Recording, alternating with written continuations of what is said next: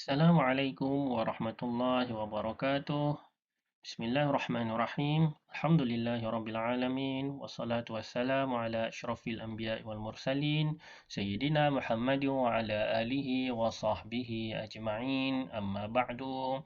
Alhamdulillah, untuk pertemuan pada kali ini, kita teruskan lagi pembelajaran kita kepada topik yang seterusnya, iaitu al-fi'lul lazimu wal fi'lul muta'addiyu, ya, yang mana rasanya kita telah bahaskan serba sedikit berkenaan dengan tajuk ini, ya, berkenaan dengan fi'il lazim dan juga fi'il muta'addi, ya, semua telah sedia faham. Ya, kita lihat kepada ta'rif dahulu berkenaan dengan fi'lul lazim. Apakah dia fi'lul lazim ini? Al-fi'lul lazimu huwa, fi'il lazim ini adalah kullu fi'lin, tiap-tiap fi'il la yatajawazu, yang tidak memerlukan fa'iluhu, fa'ilnya, fa'il bagi fi'il lazim ini, liya'khudha, untuk mengambil maf'ulan bih, maf'ulun bih, ya. Fi'il lazim ini adalah fi'il yang mana fa'il bagi fi'il ini tidak memerlukan kepada maf'ulun bih. Cukup saja sekadar ayat itu, satu jumlah itu adanya fa'il, maka ayat itu sudah dikira lengkap, ya. Sebagai contoh, nama Muhammadun. Nama maksudnya telah tidur. Muhammad dia punya fa'il. Telah tidur Muhammad. Maka di situ kita dapat tahu fa'il itu dia tidak memerlukan kepada maf'ulun bih. Jadi kita dapat kenal pasti nama, fi'il nama telah tidur itu adalah daripada kategori fi'il lazim. Ya, dia tidak perlukan lagi persoalan untuk datangkan maf'ulun bih, kan. Kita dapat jelas, kita dapat faham. Telah tidur Muhammad. Ya, begitu juga dengan contoh masya.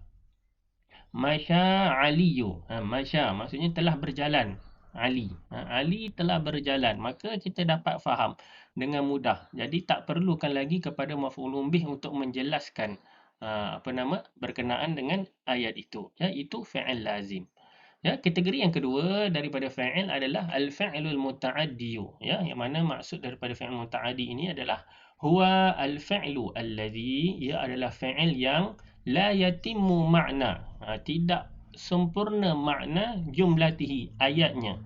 Fi'il muta'addi ini adalah fi'il yang tidak sempurna makna bagi ayatnya itu illa, kecuali biwujudi, dengan wujud, dengan datangnya fi'lin. Yang pertama fa'il wa fa'ilin, dan yang kedua fa'il wa maf'ulin bih, dan yang ketiga maf'ulun bih.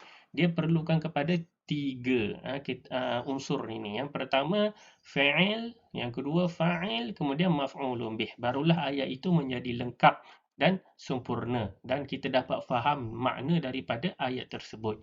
Jadi perbezaan di antara fi'il lazim dengan muta'addi adalah kita dapat simpulkan daripada datangnya maf'ulun bih itu. Kalau fi'il lazim, dia tidak memerlukan maf'ulun bih. Kalau fi'il muta'addi, dia perlukan kepada maf'ulun bih. Jika tak didatangkan, tak dimasukkan maf'ulun bih di dalam ayat itu, dia jadi tidak sempurna. Okey. Kita lihat lebih lanjut berkenaan dengan fi'il muta'addi ini. Al-fi'lul muta'addi salasata anwa'in. Ya, fi'il muta'addi ini terbahagi kepada tiga jenis. Ada tiga pembahagian bagi fi'il muta'addi ini. Apa dia? Kita lihat. Pembahagian pertama, fi'lu muta'addin li maf'ulin bihi wahidun. Ya, fi'il muta'addi yang maf'ulun bih dia itu wahidun, satu. Maksud dalam ayat itu hanya perlukan kepada satu maf'ulun bih sahaja. Sudah lengkap, sudah jelas ayat itu. Lihat contoh dia. Misal contoh dia, kataba Khalidu ad-darsa. Kataba telah menulis oleh si Khalid, apa yang ditulis itu ad-darsa, pelajaran. Jadi kita dapat lihat sini, kataba fi'il, Khalid adalah fa'il dia, pelaku dia yang menulis. Ad-darsa, apa yang ditulis adalah maf'ulun bih, pelajaran. Lengkap dari ke situ. Kalau kita dapat tahu kalau diperlukan maf'ulih, maka dia fi'il muta'addi. Maksudnya di sini ad-darsa adalah satu sahaja maf'ulun bih. Telah menulis akan si Khalid pelajaran. Okey. Lihat kategori yang kedua pula, fi'lu muta'addin, fi'il muta'addi Yang pertama dia terbahagi pada dua. Ya. Jenis yang kedua ni pula terbahagi lagi dua kan. Gitu. Yang pertama, fi'lu muta'addin li maf'ulaini bihi. Asluhuma mubtada'u wa khabaru. Ya, fi'il muta'addi yang perlukan dua maf'ulun bih, ya, maf'ulaini. Dia perlukan dua maf'ulun bih yang mana kedua-dua maf'ulun bih ini asluhuma, asalnya mubtada' wa khabar. Dia adalah mubtada' dan khabar. Jika ayat itu berasingan, asal bagi dua maf'ulun bih ni adalah mubtada dan khabar. Ini untuk apa? Ini untuk fi'il muta'addi yang af'alus syakki wal yaqini wat tahwili. Berkenaan dengan fi'il yang berkenaan dengan syak wal yaqin dan juga yakin wat tahwilu dan juga berlaku pertukaran. Fi'il yang menyatakan, yang menceritakan tentang syak dan yakin itu, dia perlukan kepada dua maf'ulun bih. Yang mana kedua-dua maf'ulun bih ini asalnya adalah mubtada' dan khabar. Kita lihat contoh. Zanna al-musafiru at-tayyarata mutaakhiratan. Zanna, telah menyangka, al-musafiru, orang yang bermusafir ini, dia menyangka at-tayyarata, bahawasanya pilot yang bawa atau iratun, kapal terbang, juru terbang itu mutaakhiratun, lewat. Telah menyangka orang yang bermusafir itu akan juru terbang datang lewat. Jadi di sini at-tayyarata maf'ulun bih yang pertama, mutaakhiratan adalah maf'ulun bih yang kedua, kan. Kalau dia datangkan hanya satu maf'ulun bih, dia jadi tak lengkap, kan. Zanna al-musafiru at-tayyarata, telah menyangka orang yang bermusafir itu akan juru terbang. Menyangka apa? Dia tak lengkap. Dia perlukan maf'ulun bih yang kedua, mutaakhiratan, yang lewat. Yang mana kedua-dua maf'ulun bih ni adalah asalnya mubtada' dan khabar, kan. Jika kita asingkan, pisahkan, kita baca maf'ulun bih dia saja, at-tayyaratu mutaakhiratun, juru terbang itu lewat. Itu kalau ayat tak masuk dalam jumlah yang af'alus syakki tadi. Asalnya at-tayyaratu tu mubtada', mutaakhiratun tu adalah khabar. Itu pembahagian pertama. Pembahagian yang kedua, untuk jenis yang kedua ini adalah fi'lu muta'addin li maf'ulaini bihi laisa asluhuma mubtada'u wa khabaru. Ya, fi'il muta'addi yang perlukan kepada dua maf'ulun bih, yang mana kedua-dua maf'ulun bih ni laisa asluhuma, yang bukan asal dia mubtada' dan khabar. Lawan bagi yang pertama lah. Yang pertama itu asal maf'ulun bih tu adalah mubtada' khabar. Yang kedua ini adalah kedua-dua maf'ulun bih ni bukan daripada mubtada' dan khabar. Ini adalah untuk bagi af'alul manhi wal ata'i wal wahabi. Bukan wahabi pahaman, wal wahab. Fi'il yang berkenaan dengan pemberian, hadiah dan sebagainya. Bila kita sebut memberi ataupun menghadiahkan, dia berkenaan dengan fi'il muta'addi yang perlukan kepada dua maf'ulun bih. Tengok contoh dia. Wahaba, telah memberi. Al-ghaniyu, seorang orang kaya. Al-faqira, kepada orang yang fakir. Malan, akan harta. Jadi sini wahaba fi'il dia, al-ghaniyu fa'il, al-faqira maf'ulun bih yang pertama, malan maf'ulun bih yang kedua. Jika kita datangkan satu maf'ulun bih saja, dia jadi tak lengkap, kan. Telah memberi orang kaya itu orang fakir. Apa yang diberi? Kita perlukan maf'ulun bih yang kedua, iaitu beri harta. Yang mana kedua-dua maf'ulun bih ni bukan asal daripada mubtada' dan khabar. Jika kita asingkan, kita baca maf'ulun bih saja, al-faqiru malan. Orang fakir itu harta. Dia bukan ayat yang betul lah. Itu bukan ayat yang mubtada' dan khabar. Jelas di situ pembahagian untuk fi'il muta'addi yang perlukan dua maf'ulun bih ni, yang mana asalnya mubtada' khabar dan yang bukan daripada mubtada' dan khabar. Okey. Dan kemudian yang pembahagian yang ketiga bagi fi'il muta'addi adalah fi'lu muta'addin li salasati mafa'ila. Ya, fi'il muta'addi yang perlukan kepada tiga maf'ulun bih, kan. Yang perlukan satu, yang perlukan dua dan yang perlukan tiga maf'ulun bih, ya. Contoh dia, apa dia fi'il yang muta'addi yang perlu kepada tiga maf'ulun bih adalah akhbara. Ya, akhbara ni apa nama? Memberitahu, mengkhabarkan, kan. Memberitahu al-muallimu, oleh seorang guru itu, at-talamiza, kepada anak muridnya, ad-darsa, bahawa pelajaran itu sa'ban, susah. Ha, dia perlukan kepada 3 maf'ulun bih.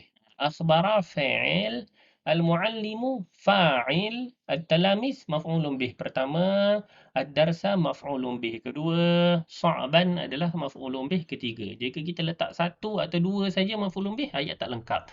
Memberitahu guru itu pelajar. Dia bagi tahu apa? Tak lengkap. Perlukan maf'ulun bih kedua. Memberitahu guru itu kepada pelajar akan pelajaran. Bagi tahu kenapa dengan pelajaran tu? Perlukan maf'ulun bih yang ketiga. Memberitahu guru itu kepada pelajar akan pelajaran itu susah. Ya, itu dia pembahagian untuk fi'il muta'addi yang perlukan kepada 3 maf'ulun bih. Okey, dan yang seterusnya, yang terakhir, kaifiyatu, kaedah, cara tahwilil fi'lil lazim, menukarkan fi'il lazim ilal fi'lil muta'addi, kepada fi'il muta'addi, ya, yang mana kita sebutkan tadi, fi'il lazim, fi'il yang tak perlukan maf'ulun bih. Kita boleh tukarkan fi'il lazim ini kepada fi'il muta'addi, kepada fi'il yang perlukan maf'ulun bih. Bagaimana? Dengan cara dia biziyadati, dengan menambahkan hamzati, huruf hamzah di fi awali, pada awalnya, pada hadapan kalimah fi'il itu, ataupun bit tad'ifi, ataupun dengan syaddah, dengan sabdu. Bila kita salah satulah, kaedah yang pertama tambah hamzah, kaedah yang kedua tambah syaddah. Bagaimana? Tengok contoh. Contoh kat sini, misal azhabat ar-rahatu at-ta'ba, ya. Azhabat. Asal perkataan zahaba. Zahaba itu fi'il lazim. Telah pergi Muhammad, contoh kan. Muhammad telah pergi, itu fi'il lazim. Dia tak perlukan kepada maf'ulun bih. Tapi kalau kita tambah alif, menjadikan dia fi'il muta'addi. Jadilah azhaba. Kemudian fa'il itu ar-rahatu muannas, jadi di dekat fi'il itu tukarlah jadi muannas juga, azhabat kan. Azhabat ar-rahatu at-ta'ba. Telah zahaba maksud dia telah pergi. Tapi bila kita tambah alif, memergikan. Gitulah maksud dia. Telah memergikan ar-rahatu, rehat ini, at-ta'ba, akan kepenatan. Maksudnya bila kita berehat, dia akan memergikan atau menghilangkan kepenatan. Zahaba telah pergi.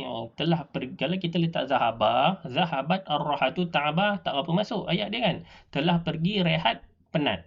Dia tak masuk. Jadi kita nak kata memergikan. Maksudnya telah menghilangkan. Azhabat ar-rahatu at-ta'ba. Telah memergikan, telah menghilangkan kerehatan ini akan si kepenatan. Itu yang pertama, guna alif, hamzah letak di hadapan. Kaedah yang kedua, bitad'if tadi, dengan syaddah. Maksudnya syaddah pada huruf di tengah-tengah itu. Menggunakan wazan fa'ala lah. Kalau yang pertama tadi, tambah alif tu maksudnya kita gunakan wazan af'ala. Kan, af'ala, akrama. Asal perkataan karuma, karuma telah mulia. Tapi kalau kita guna wazan af'ala, akrama, maksudnya memuliakan. Begitulah maksud dia. Sama juga dengan penggunaan wazan fa'ala ini juga. Asal dia azama, ini asal dia azuma. Azuma telah mulia ataupun telah agung, telah besar, gitulah. Tapi kalau kita buat dia jadi muta'addi, guna wazan fa'ala dengan tad'if ini, azzamallahu ajrakum. Azzama, telah menggandakan, telah mengagungkan Allah, ajrakum, pahala kamu. Daripada azuma, kalau azumallah, Allah telah mengagungkan, Allah telah membesarkan, Allah telah besar. Begitu, azamallah, Allah besar, gitu saja. Tapi azama, Allah membesarkan ajrakum, ganjaran kepada kamu. Itu dia faedah untuk kita menukarkan daripada fi'il lazim kepada fi'il muta'addi. Tapi tak ada kaedah daripada fi'il muta'addi nak pergi fi'il lazim, tak ada, tak boleh ya. Tapi dari lazim boleh pergi muta'addi, muta'addi tak boleh pergi ke lazim. Okey. Jelas ya untuk topik berkenaan dengan fi'il lazim dengan fi'il muta'addi ini ya. Mudah-mudahan yang memberi manfaat kepada semua. Cukup sekadar itu untuk pertemuan kali ini. Kita sambung pelajaran kita pada sesi yang lain pada akan datang. Sekian wabillahi taufiq wal hidayah. Assalamualaikum warahmatullahi wabarakatuh.